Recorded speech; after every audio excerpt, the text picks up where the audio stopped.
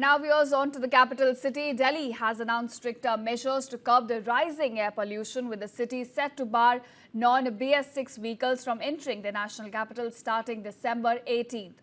Now, Delhi Environment Minister Manjinder Singh Sirsa said that from Thursday, only BS6 compliant vehicles from outside Delhi will be allowed to enter the city until further orders. He also announced that vehicles without a valid pollution under control or PUC certificate will be denied fuel at petrol pumps across the capital from the same date. Now, the minister also said that vehicle owners have been given at least a day to ensure compliance. Automated cameras installed at fuel stations will identify non-compliant vehicles, ensuring that enforcement takes place without disruption. Sirsa also mentioned that more than 8 lakh vehicle owners have already been penalized for not having valid PUC certificates.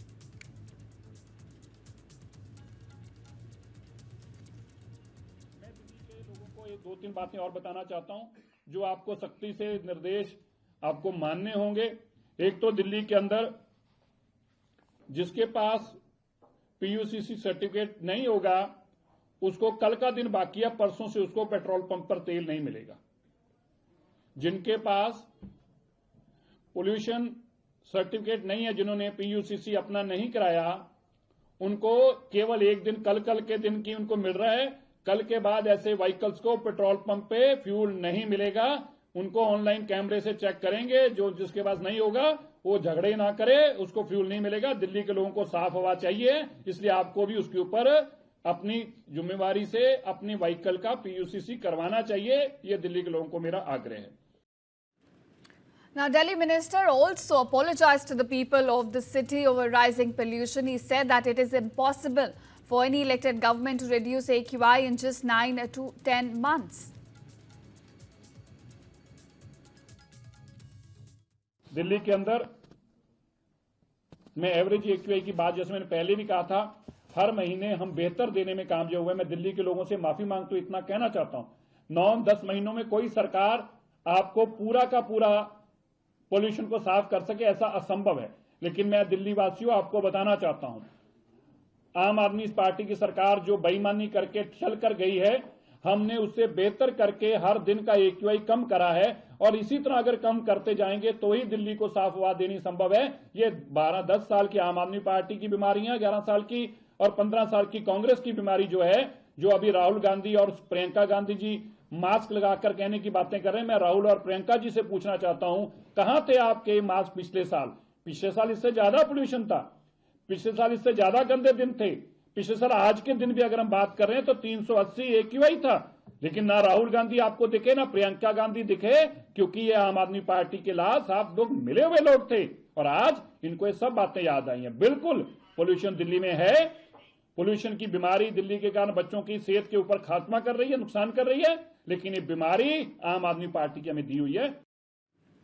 Now, viewers, an apology to Delhiites have followed, but so did the familiar blame game, with the previous Aam Aadmi Party government being held responsible for the toxic mess. इस वक्त दिल्ली ਦੇ ਵਿੱਚ बहुत ज़्यादा बुरी हालत है वातावरण ਦੀ। इस वक्त पंजाब ਜਿਹੜਾ ਉਹ ਕਣਕ ਦੀ ਫਸਲ ਬੀਜ ਚੁੱਕਿਆ ਹੈ। ਪਹਿਲਾ ਪਾਣੀ ਵੀ ਲੱਗ ਚੁੱਕਿਆ, ਕਿਤੇ ਕਿਤੇ ਤਾਂ ਦੂਜਾ ਪਾਣੀ ਵੀ ਜਿਹੜਾ ਕਣਕ ਦੀ ਫਸਲਾਂ ਨੂੰ ਲਾਇਆ ਜਾ ਰਿਹਾ ਹੈ। ਹੁਣ ਤਾਂ ਕੋਈ ਨੇੜੇ ਤੇੜੇ ਵੀ ਪਰਾਲੀ ਜਲਣ ਦੀ ਜਾਂ ਪਰਾਲੀ ਨੂੰ ਅੱਗ ਲਾਉਣ ਦੀ ਕੋਈ ਘਟਨਾ ਦਾ ਵੇਰਵਾ ਨਹੀਂ ਆਉਂਦਾ, ਜ਼ਿਕਰ ਨਹੀਂ ਆਉਂਦਾ। ਤਾਂ ਫਿਰ ਹੁਣ ਦਿੱਲੀ ਦਾ ਪੋਲੂਸ਼ਨ ਜਿਹੜਾ ਹੈ ਉਹਦੇ 'ਚ ਪੰਜਾਬ ਦਾ ਯੋਗਦਾਨ ਤਾਂ ਨਹੀਂ ਹੈਗਾ ਨਾ। ਹੁਣ ਦਿੱਲੀ ਤਾਂ ਨਹੀਂ ਜਾਂਦਾ ਨਾ ਪੰਜਾਬ ਦਾ ਧੂੰਆਂ। ਇੱਥੋਂ ਹੀ ਸਿੱਧ ਹੁੰਦਾ ਕਿ ਪਹਿਲਾਂ ਵੀ ਪੰਜਾਬ ਦਾ ਜਿਹੜਾ ਧੂੰਆਂ ਹੈ ਉਹਦਾ ਦਿੱਲੀ ਦੇ ਵਾਤਾਵਰਨ ਨੂੰ ਖਰਾਬ ਕਰਨ 'ਚ ਕੋਈ ਯੋਗਦਾਨ ਨਹੀਂ। ਇਹ ਸਿਰਫ ਰਾਜਨੀਤਿਕ ਤੌਰ ਤੇ ਇਲਜ਼ਾਮ ਲਾਏ ਜਾਂਦੇ ਆ, ਪੰਜਾਬ ਨੂੰ ਬਦਨਾਮ ਕੀਤਾ ਜਾਂਦਾ बस। मुद्दा उठाया था, क्या कहेंगे? माफी मांगने का क्या फायदा है? काम करें, ठीक कराएं। हमने कहा कि सब इकट्ठे होकर हम कुछ अच्छे ठोस निर्णय लें, लेकिन यहाँ तो चर्चा भी नहीं हो रही है उस पर। Now, viewers, despite the political statements coming in from both the sides, the reality, however, is grim and immediate.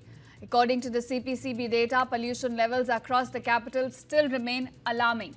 Anand Vihar and Ghazipur, in fact, recorded an AQI of 410, firmly in the severe category. AIIMS stood at 397, while India Gate at 380, both marked very poor. These numbers translate into choking air, rising hospital visits, and serious health risks for children, elderly, and those with respiratory illnesses. So clearly, despite the political blame and the blame, in fact, going on between the political leaders, it is the people on the ground who continue to suffer.